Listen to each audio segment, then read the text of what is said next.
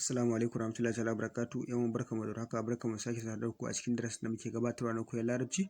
Insha Allah subhanahu ta'ala yau zamu yi darasi na 14 a cikin littafin Al-Jadid fi at-Takhadib wa Ta'bir li Ta'lim al-Lugha al-Arabiyya juz'i na farko dai har yanzu muna cikin mu gama shi. Insha Allah subhanahu ta'ala malam ya fara da cewa a darasin Rabi'u Ashara darasi na 14 al-Jazzaru mahauci al-Khudrayi mai sai da kayan gona ko kayan lambu al-fallah manomi.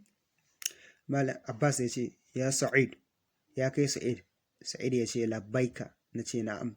Ma'ana in ka ce labbaika ka amsa. Ya ce ya amsa. Sai Abbas ya ce idza zahabta ila suqi ishtari li lahman. Ya ce idza zahabta ila suqi, idan ka je kasuwa ishtari li lahman, ka sayo min nama. Sai Sa'id ya ce lahaman faqat, nama kawai. Sai Abba zai ce na'am lahaman miyal jazzar, nama a gurin mahauci. Wal kudratun, da kayan lambu, miyal kudri a gurin mai sai da kayan lambu. Sai Sa'id ya ce al kudratu miyal fallah arqas.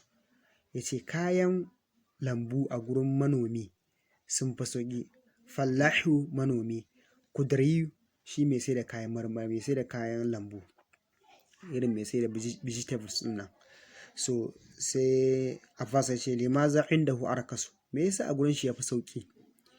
Sai Sa'id ya ce li'annahu huwa alladhi yahrisu al-arda wa yazru'uha. Yace domin shine nan, li'annahu domin cewa huwa alladhi shine wanda yahrisu al-arda, yake huda ƙasa, wa yazra'uha kuma ya shuka ta. Sai Abbas ya ce maza yazra'u al-fallahu aidan, kuma me manomi yake shukawa? Maza yazra'u shukawa, maza yazra'u al-fallahu aidan, me manomi yake shukawa? Sa'id ya ce yazra'u anwa al-faki wa shahi wa kullu ma tunbitu al-ard.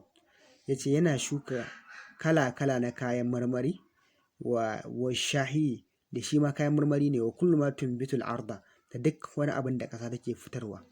Sai Abbas ya ce izan, saboda haka alfallahu wa fadalun alan nas. Ya ce saboda haka manomi yana da matuƙar falala a bisa mutane. Sai Sa'id ya ce na'am fallahu yat'abu fi zar'il arda li na'kula minha. Ya ce manomi yana na'am, ya ce alfallah manomi yat'abu yana gajiya fi zar'il ardi, a cikin hudar ƙasa ko a cikin shuka a cikin ƙasa, li na'kula minha, domin mu ci abin da ya shuka din daga cikin ƙasar. Sai Abbas ya ce wa aina yaskunu al-fallah, aina manomi yake zaune yake zama.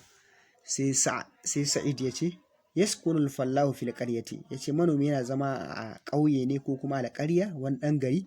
Wa yurabba diyura, kuma yana renan tsuntsaye, ma'ana yana kiwon tsuntsaye, wadda da dabbobi. Sai Abbas ya ce man yusa'idahu al-fallaha fi amalihi, wa ke taimakon manomi a cikin aikinsa? Sai Sa'id ya ce zaujatu li'annaha tud'imal baqara.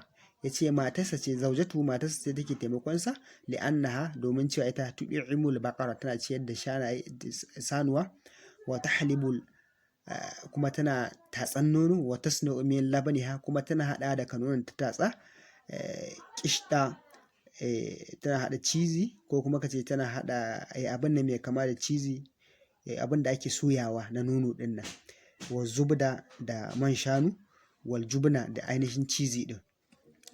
Tadrib, to ga tadrib nan yan uwa, ku dinga yin tadribi domin iyawa. Sai mal ce imla firagal ati, ka cika wannan gab mai zuwa bai ma yunasibi, da abin da ya dace.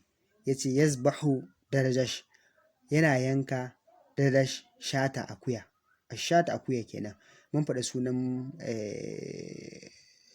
mai yanka akuya, ma'ana mahauci kenan. Sai ce yazra'u darajash arada, yana shuka darajash ƙasa, mun faɗa sunan manomi.